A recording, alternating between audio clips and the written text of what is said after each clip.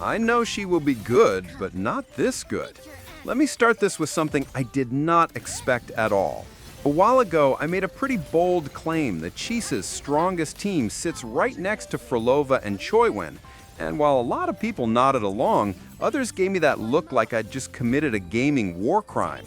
So today, we're putting all of that doubt on trial. We're running the numbers, the fights, the tower pressures, everything, because it's time to settle this once and for all. And what comes after that might surprise people even more. Yo, welcome back to the channel. Kamusta sanyong lahat? There's something that needs to be said. A lot of content creators and players like to box Chisa into these arrow erosion teams, like she's only allowed to shine in one tiny corner of the game. But that simply isn't true anymore. With how her kit works, with how negative statuses play into modern content, she's stepping into a level of flexibility most players haven't given her credit for. This entire breakdown is going to show why she's not just valuable in a single archetype, she's becoming one of the most adaptable resonators you can bring into endgame cycles. Oh, and before I forget, Loot Bar is currently offering a massive Black Friday sale from November 25 to December 1 to everyone. Tap my link to avail of massive discounts of up to an additional 10% on top of all other offers. Talk about effect stacking and doubling your Loot Bar points. Yeah, don't miss out and join in on the celebrations. Loot Bar is trusted by the gaming community with high Trustpilot scores. Their DIY mobile top-up ensures you get these discounts without giving away your password. So yeah, check it out and click the link in my description and pinned comments. Now back to the video.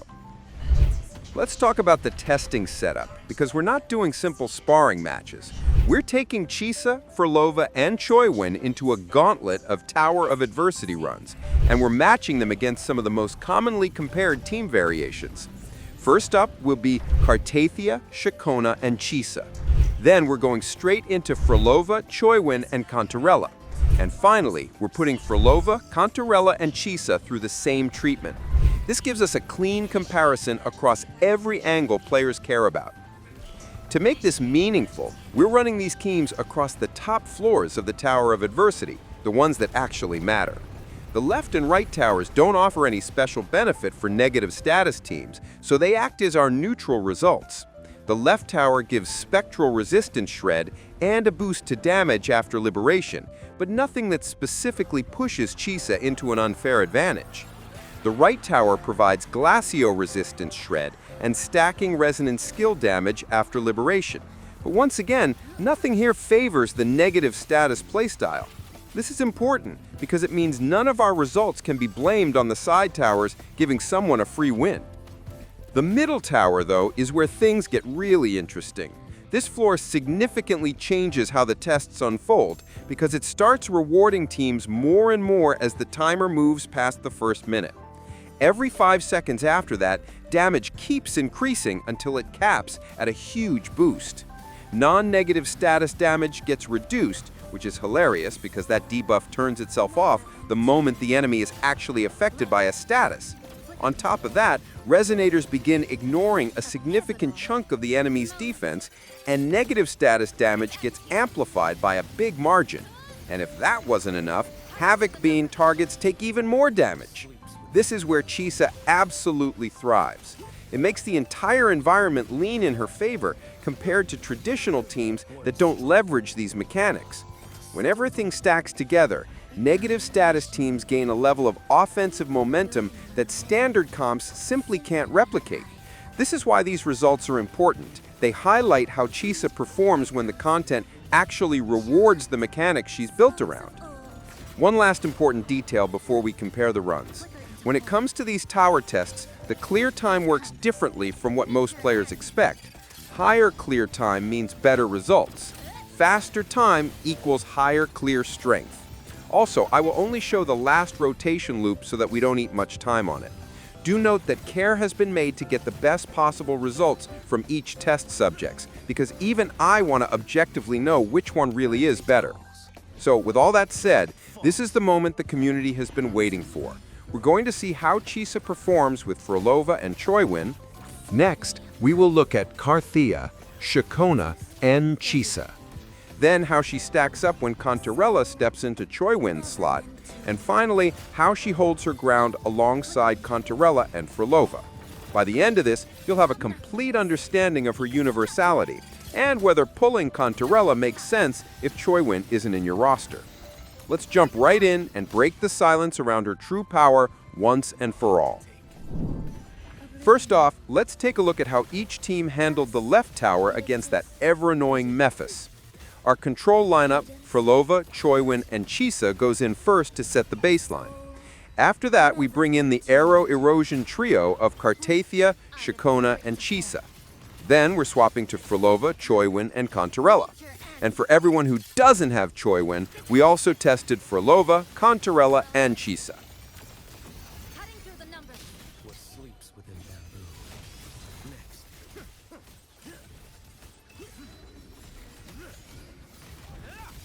Your life is mine to take. Stress point trapped. Come, meet your end. This ends here. Break apart. Thanks for watching. Polyphony, a perfect chord. Listen, the trio of destiny. Crumble. Heavens, descend. True form revealed at last. Ruin is imminent. Sounding the death knell.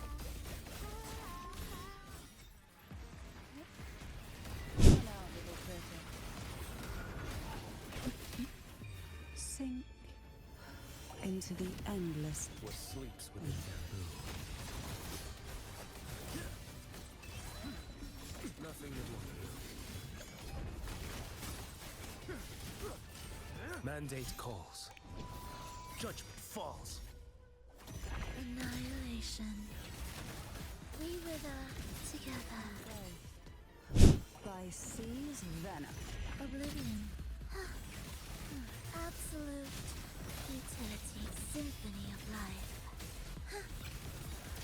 Where is rejoicing? Chant. Songs of old. Flicker into form. Nothingness. Deconstructed. This ends here. Connection severed. Try not. Come on out, little critter. Riptides claim you. We followed the same order when facing our next target, the flaming headache I like to call Ghost Rider. Yes, you know exactly who I mean. Exiles in a pivotal moment. This ends here. Cutting through the numbers. What sleeps within bamboo?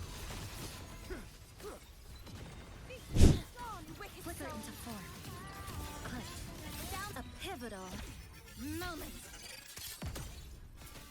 Structural collapse. Connection severed. Thanks for watching. Master, a perfect chord. Now presenting a poem of finale. Crumble. Such is their bliss. Repent. For silence beckons. Atonement. Tide, rise and crash. Blossoms in wind. Take a breath. Right here. Come on out, little critter. Sink into the endless deep. What sleeps within bamboo?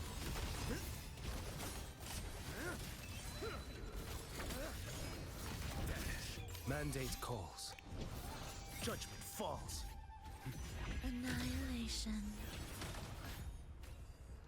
Erase. Symphony of life. Life or death. No alternative. The soul never entombed. Blink. I flicker into form. Exiles in a pivotal moment. Structural collapse.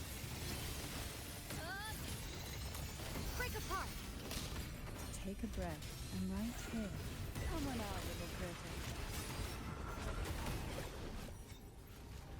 critter. Finally, we ran them through the middle tower, which is where real performance gaps start to show. Oblivion.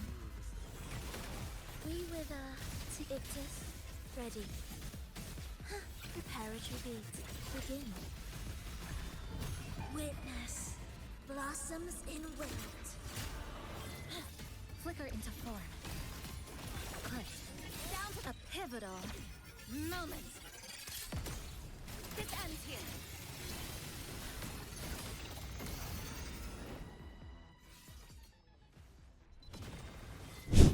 Flicker into form. A pivotal moment. Structural collapse. Connection severed. Thanks for watching. Overture. Solo time. Let the show begin. Perish. Too reckless.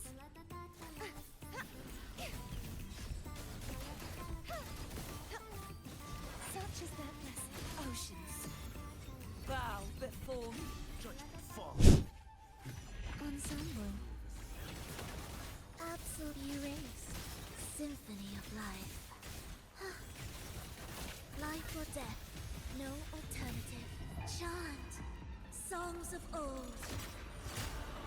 Take a breath. I'm right here. Riptides claim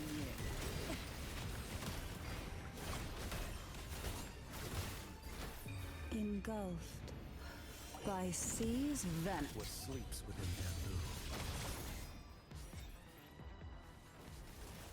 Sink into the endless deep.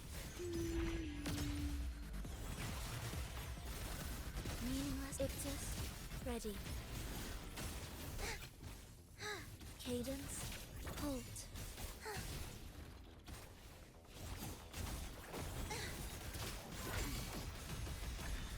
The soul, never entombed. Let's flicker into form. Exiled in of nothingness. Deconstructed.